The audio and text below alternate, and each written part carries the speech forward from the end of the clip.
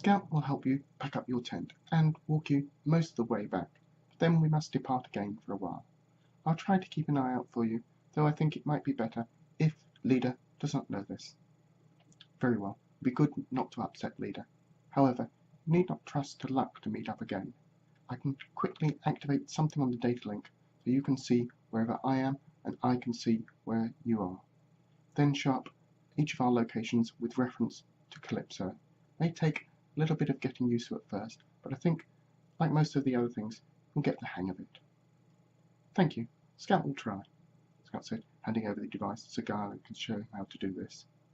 I will try to put all the descriptions of all the dangerous plants on here, the ones that are wholesome and good. That way, if you ever need to survive on the plants here, you will not harm yourself by accident.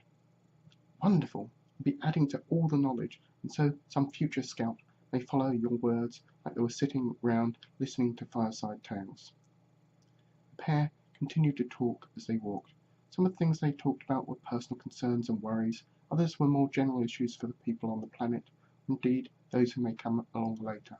While Scout was guiding him, and the conversation was active and was constant, it appeared like it was only moments later when Scout was saying farewell, and now wishing Guile the best of luck. Guile hoped he would see Scout again soon. Whilst the Forsaken were generally an open and friendly people, he had a special connection with Scout. It could be as Scout had pointed out that they were both the same task, only Guile's was a single scouting mission for the whole of his life. As he approached the edge of the settlement, one of the farm workers again waved a greeting towards him and welcomed him back into the settlement. As he now entered the settlement, he wondered what the reaction would be, so rather than the fact that this soil moss was a pest, it actually harvested for food. Harvested. Suddenly thought came to him. What would happen if they start to harvest the soil moss on a large scale? If they damaged this plant's ecosystem again? Should he tell them it was edible? But then again, as he thought through the issues, other thoughts came into his head.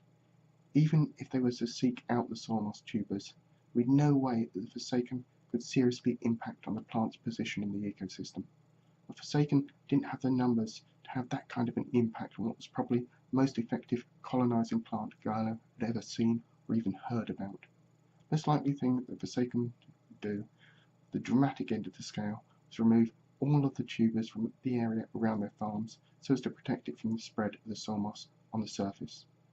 He certainly did have the tools to do much digging, and since the tools wore down, they couldn't be replaced, only repaired. Guile started to relax again.